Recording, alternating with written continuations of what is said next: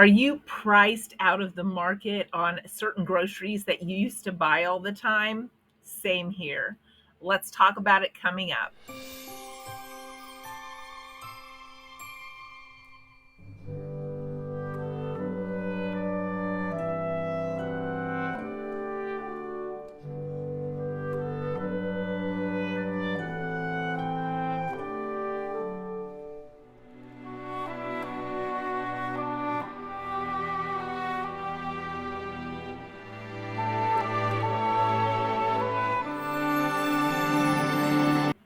A trip to the grocery store and a little walk around the aisles never fails to surprise, does it? As I did that this week, I looked around and thought, I used to buy those things, but I've replaced them with other things, and I probably won't go back. And then I started thinking about the people that are selling those things and manufacturing those things, and wondering if they've taken a hit at all, if other people are thinking like me, that I have figured out a way around buying their product and I probably won't go back. So, I'm going to show you some of the crazy prices and some of the things that I used to buy on occasion and now I just don't buy anymore. So, to answer my own question, I did a little bit of research. Deli meat is so high. In fact, my mother-in-law bought it the other weekend that we were there. It was 11.99 a pound on her package, and she bought it from the deli. But even if you buy it pre-packaged, unless you find it on deep clearance, it's just not affordable. Take a look at some of these prices.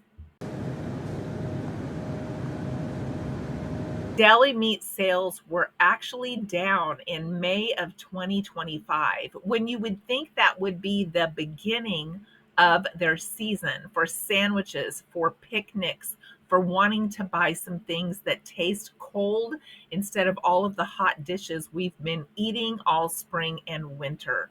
But no, their sales went down. One of the things that I rarely do is buy bagged salads of any sort anymore unless they're on deep clearance and they still look good, like they have another day or two left so I can eat them quickly. Bagged lettuce costs so much to just have our salad cut up, just like it would cost extra to buy those carrot sticks or to buy the fruit that is cut up. That price is huge. So take a look at some of these bagged salads that are about $4 a bag, and there's not that much in them.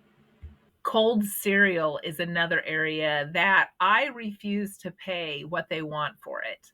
This box of Cheerios is almost $4 for only 8 ounces.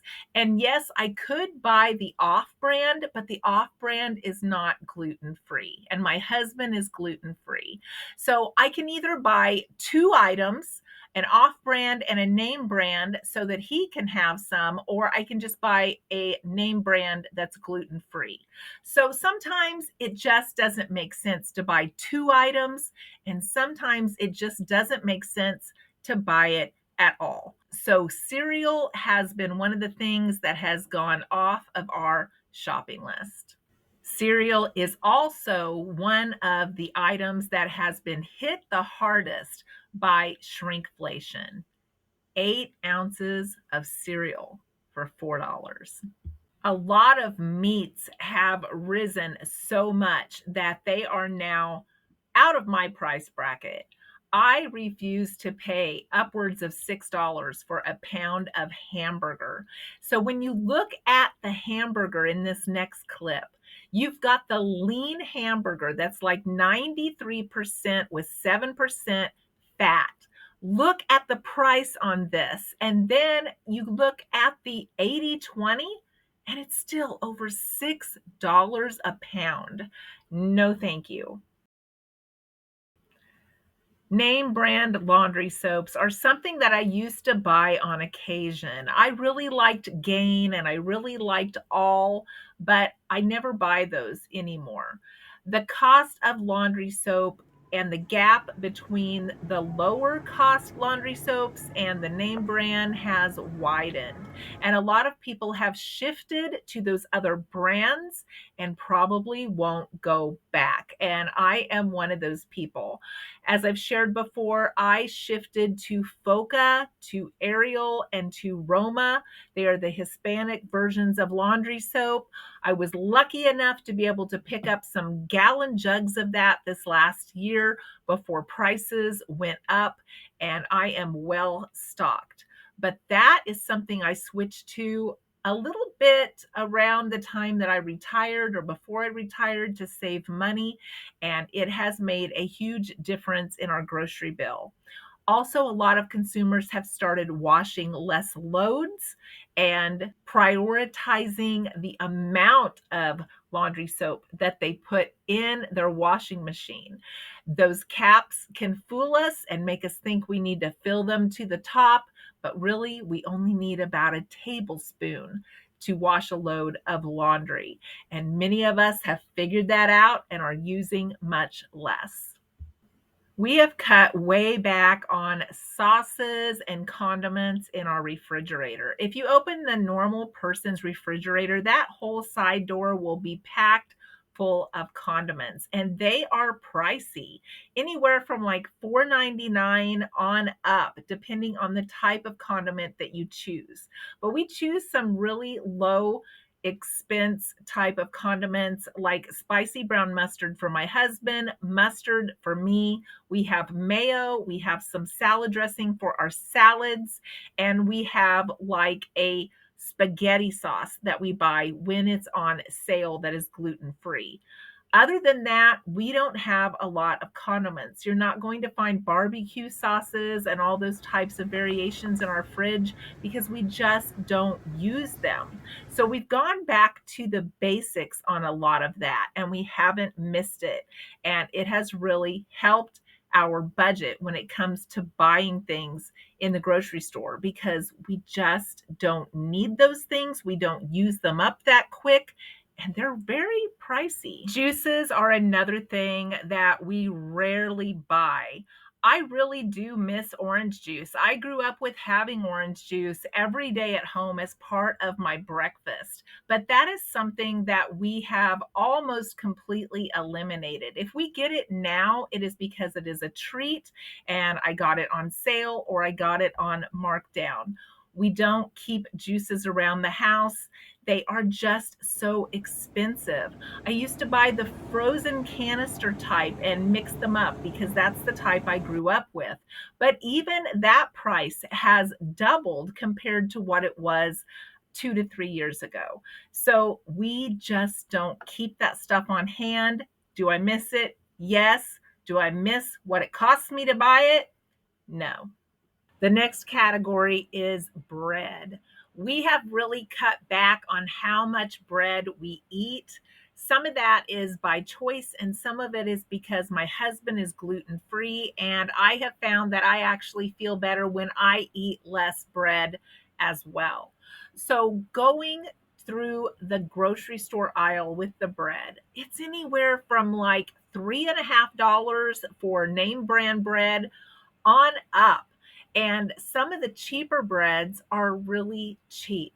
If you buy some of those cheaper breads, sometimes it's like they're so holy, it's hard to even put peanut butter on them because there's just nothing to them.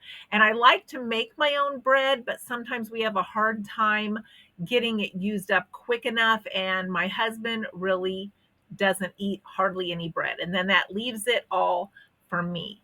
But I found this bread that I fell in love with at Trader Joe's, which Trader Joe's is a sister business with Aldi. And so you can find some name brand stuff that's their name brand in their store. And I have fallen in love with their multi-grain bread. Now, this is $2.99 a loaf. So again, it is more expensive, but there's a lot of slices in there. So 2 slices make a lot of meals for me. And this multigrain bread for $2.99 is how much the store I was shopping at most of the time was selling it for on sale. This is their everyday price. So, those are just a few of the things that we have either cut way back on, changed the brands that we're using, or we're not buying them at all, or we're buying them so infrequently that it's hardly even worth a mention. But overall, the general public has indicated with their buying purchases that they are making more strategic choices to try to reduce their spending. They're making quicker, smaller trips to the grocery store to save money. They're buying cheaper brands. They're shopping at discount stores or wholesale clubs to try to save money. They're stocking up on sales, discounts, and clearance.